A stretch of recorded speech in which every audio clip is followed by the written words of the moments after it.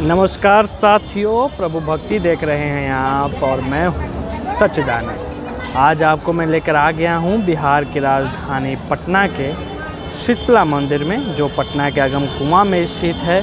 और इस मंदिर में मैं आपको एक ऐसे चमत्कारी कुआं से रूबरू करवाऊंगा, कुआं के बारे में बताऊंगा, जिसके बारे में जो इतिहास है वो काफ़ी पुराना है। फ़िलहाल आपको तस्वीरें में दिखा दूँ। माँ शीतला मंदिर का ये मुख्य द्वार है और यहाँ से आप अंदर की तरफ जाएंगे और चारों तरफ आप देखिए लगातार जो लोगों का भीड़ है वो लगा हुआ है।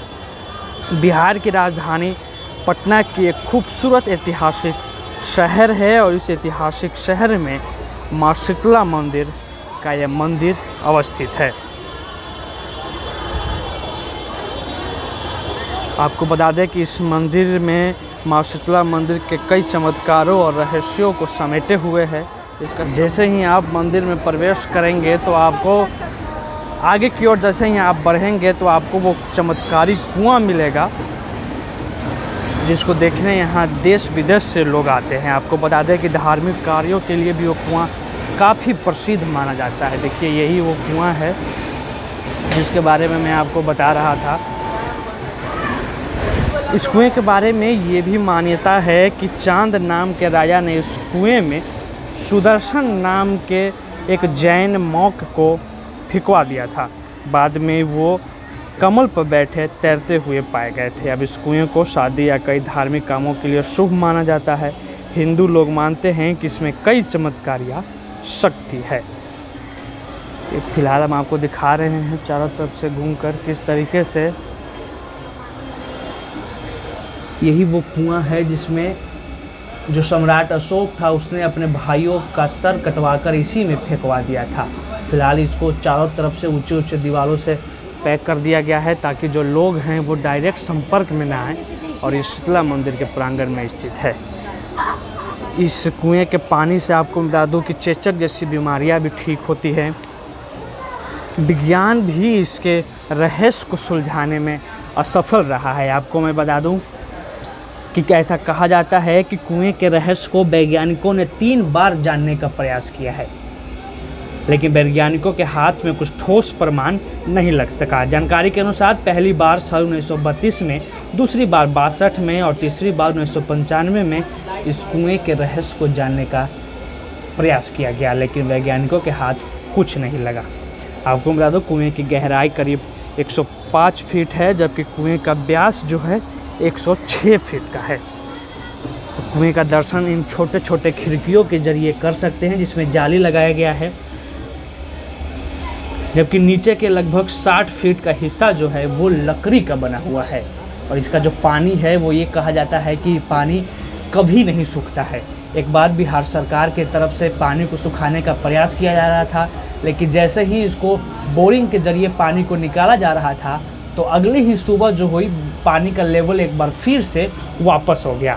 इसीलिए कहा जाता है कि यह यहाँ का जो पानी है वो नहीं सूखता है। इसके पीछे यह वजह बताई जाती है कि पश्चिम बंगाल के गंगा सागर से ये जो कुआं है वो जुड़ा हुआ है। इस कुआं का क्या मतलब इसका क्या इसी क्या कहानी है? देखिए ये कुआं 2500 वर्ष पूर्व का है और सम्राट अशोक ने अपने 99 भाई को इसी में काट के डाला था अपने साम्राज्य, अपने गद्दी के लिए। लोग ऐसा कहते हैं लेकिन इतिहास में है नहीं। और इस कुआं का बहुत बड़ा ही महत्व माना गया है। ये कुआं पाताल लोक से ही मिला हुआ है और इस कुआं का स्रोत है गंगा से और समुद्र से।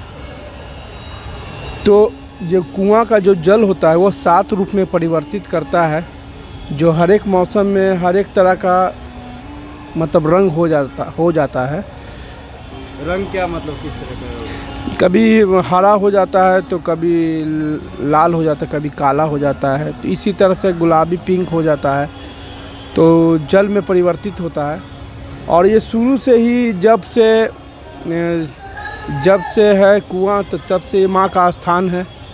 सातों माँ चंडी देवी, भैरव बाबा का स्थान था, यहाँ शीतला देवी का स्थान था। जो इस कुएं के जल से माता का स्नान होता है। जो निसंतान है, जिनकी संतान की प्राप्ति नहीं होती है, इसी कुएं के जल से स्नान करके उनको जल से स्नान करने के बाद माँ से मानते हैं कि माँ हमको पुत्र या पुत्री की प्राप्ति दो, तो हम लोग अभिमंत्रित करके उस जल को दे देते हैं। जो बीमार भी है, जो चर्म रोग है, जिसमें आग की रोशनी नहीं हो, तो उसको अभिमंत्रित करके उस जल को दे देते हैं। इसमें एक ये भी है कि इसमें एक लालू जी जीर्णोद्धार कराए थे इस कुआं का सबसे पहला उड़ाई हुआ था 1909, जो JH लेवा ने किया था। उसके बाद 1996 में लालू जी ने किया था। उसके बाद उड़ाई नहीं हुआ। जब उड़ाई के दौरान ये 24 घंटे के अंदर पानी ऊपर चला आया। ये कभी सूखता नहीं है, ये अगम अपार है, मतलब इसका कोई अंत नहीं है। मतलब जितना इसमें उड़ाई किया, मोटर लगाया गया, पानी घटा, फिर वापस वापस उतना ही हो गया। ये कभी सूखता नहीं है। और माता का विशेषता है कि माता शीतला जो है वो सतयुग की देवी है। माता शीतला एकामन शक्तिपीठ से इनका स्थान सबसे अलग है, इसीलिए सिद्धपीठ कहलाई। माता शीतला स्वच्छता और पर्यावरण की देवी हैं। और माता शीतला का विशेष पूजा होता है चैत, वैशाख, जेठ, आषाढ़, ये 4 माह इनका विशेष होता है। जब साल का जो प्रथम होता है हिंदी तिथि के अनुसार, जब चैत्र प्रवेश करता है तो सबसे पहले माता शीतला ही का ये आगमन होता है, जो जिसे बोलते हैं शीतलाष्टमी। चैत का कृष्ण पक्ष में जो पढ़ते हैं उसी को कहते हैं शीतलाष्टमी। तो माता शीतलाष्टमी का विशेष पूजा 4 माह होता है साल में। उसके बाद नवरात्र के दिन काफ़ी भीड़ होती है। माँ लोग, जो भी लोग आते हैं यहाँ पर श्रद्धा भक्ति से, श्रद्धालु, उनकी मनोकामना पूर्ण हो जाती है। तो माता शीतला सतयुग की देवी है। आपको मैंने कहा था कि सतयुग की देवी है और हैं। और जैसे कि चेचक का जो प्रकोप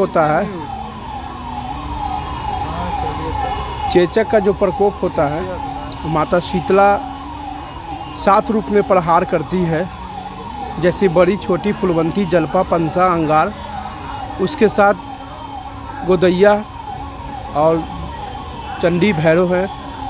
तो माता शीतला 7 रूप प्रहार करती। जो बड़ी माता होती हैं वो करीबन 9 दिन तक रहती हैं, उसके बाद 7 दिन तक रहती हैं, उसके बाद 5 दिन रखती हैं, 2.5 दिन, 3 दिन ऐसे ही रहती हैं। इसका मंदिर का निर्माण करवाया गया, उसका क्या इतिहास है? इसका इतिहास जब से ये हमारे पूर्वज से ही है इस मंदिर का। तो पहले बोले ना कि 2100 वर्ष पूर्व जब कुआं का जिस समय निर्माण था, उसी समय यहाँ पिंडी था। 7 पिंडी थे यहाँ पर। शुरू से ही माता का पिंडी है, 7 माँ चंडी देवी भैरव बाबा का। जो माता शीतला का स्वरूप देख रहे हैं, बगल में ही एक गांव में उड़ाई के समान माता शीतला का मूर्ति मिला, जो ला के इनको हमारे पूर्वज के द्वारा, माली वंशज के द्वारा उसको स्थापित किया गया। आपका क्या नाम है? मनोज श्री माली। कितने सालों से आप यहाँ पे? मेरा करीबन 25 साल हो गया। 25 साल से। इस पहले की भक्ति में और आज की भक्ति में लोगों को क्या बदलाव देखने को मिला है? देखिए, आज की भक्ति है कि अब तो ये नहीं कहिएगा कि सतयुग की तरह कलयुग में भी हो जाए, ऐसा तो हो नहीं सकता है। और बदलाव जैसे लोग अच्छे भी आते हैं, बुरे भी लोग आते हैं, तो उसी प्रकार भी इनको मिलता है। जो है सच्चे हृदय और सच्चे मन से जो मांगता है उसका तो पूर्ण होता है। लेकिन अब सतयुग की बात कीजिएगा तो सतयुग की बात अलग है, और ये जो कलयुग चल रहा है तो कलयुग में कलयुग की तरह ही मिलता है।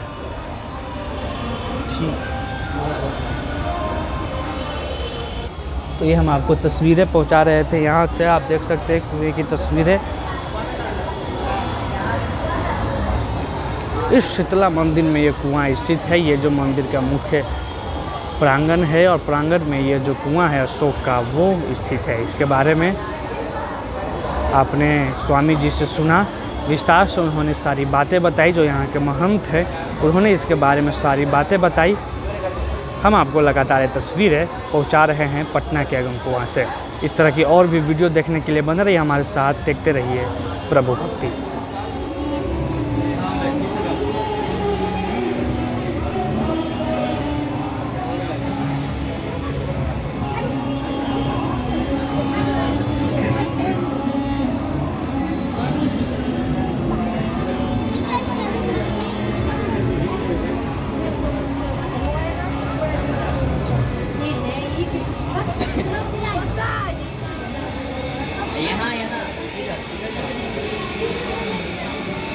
मम्मी कहाँ? ठीक है घूम के आओ।